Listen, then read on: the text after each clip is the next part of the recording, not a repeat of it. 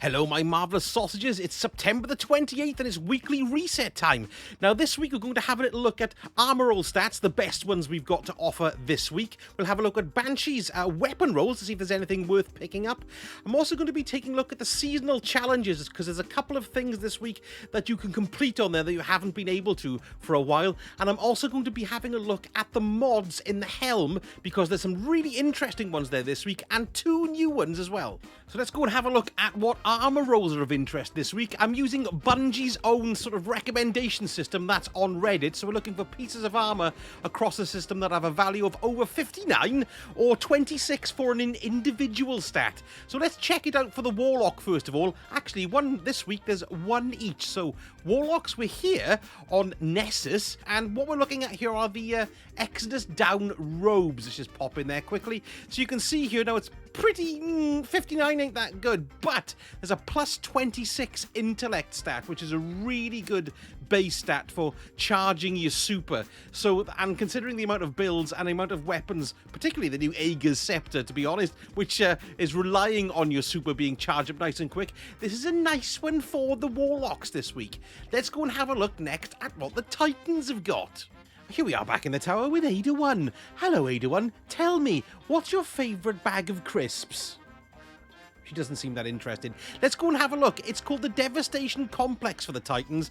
And what it is, there's not one individual stat, but an overall of 61, which isn't too bad, really. We've got a mobility of plus 8.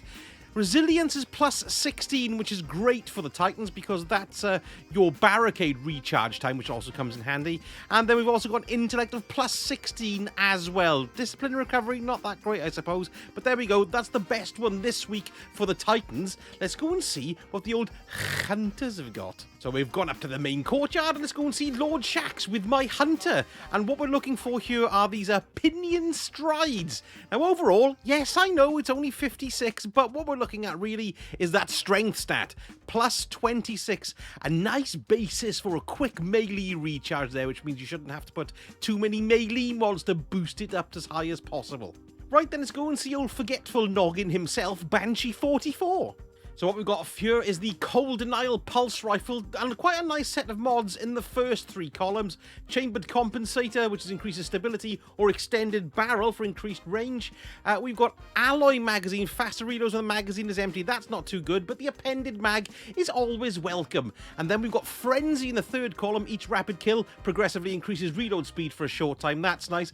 But unfortunately, in the last column, we've got Head Seeker, which is a bit of a fiddle of a perk, and there's a stability masterwork in it as well. And next we've got the Toil and Trouble, a bit of a mixed bag of perks, but let's just quickly go through them. You've got the Rifled Barrel, which is pretty grand for PvP, and we've got the Corkscrew Rifling, which is pretty good for PvE. And then in the second column we've got Tactical Mag, which is slightly increases stability and increases reload speed and a bit on the magazine there. Or you've got Accurized Rounds, which increases range, which is pretty nice in PvP.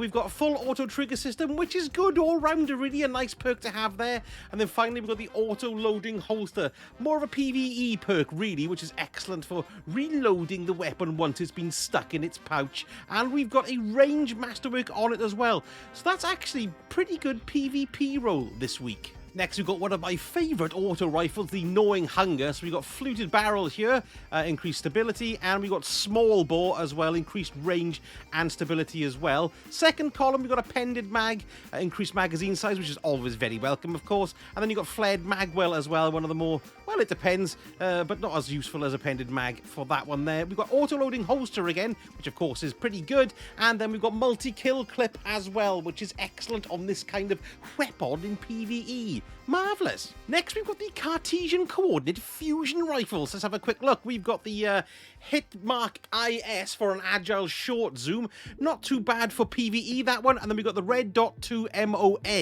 A nice little PvP perk there because it increases your range and handling. The perks in the second column are pretty good this week. You've got Accelerated Coils for faster charge time. And we've also got Liquid Coils as well. Slower building charge for higher damage. So a nice choice of perks there. We've got Feeding Frenzy, of course. course, with each rapid kill, progressively increases reload time, which is very nice too. And then finally, we've got Thresh on the end. I was looking on Light GG, and it doesn't roll very often with Thresh. Only about 6.1% of players have that, but still, it's super energy, so, you know, that's not too bad. And then finally, we've got a charge time masterwork on it as well. Then we've got one of the best, if not the best, legendary sword in the game, and it's also coming with a pretty good roll again this week. First column, Hungry Edge, which increases your ammo. Honed Edge increases your damage, or you've got Tempered Edge, which is a Tempered Ed. Sounds like some sort of character from an old 50s sitcom. Hi, I'm Tempered Ed. This is a mix of both sword damage and ammo. Not too bad. A nice little choice there. Two of the perks at least are pretty good. And then in the second column, we've got Burst Guard, and we've also got Sword Master's Guard as well. Pretty good perks all round there, those two, so they're very good. Then in the third column, we've got Relentless Strikes, landing 3 light attack. Hits within a short time grant sword ammo. That's pretty cool. And then finally, the old favourite, Whirlwind Blade. If you've yet to pick up a Falling Guillotine, this is probably the one for you to go and get. There are slightly better rolls out there, but this is one of the best. And we've also got a Impact Masterwork on there as well. Slam them so hard in the head, you weld their teeth together. And finally, we've got the Outrageous Fortune Power Grenade Launcher.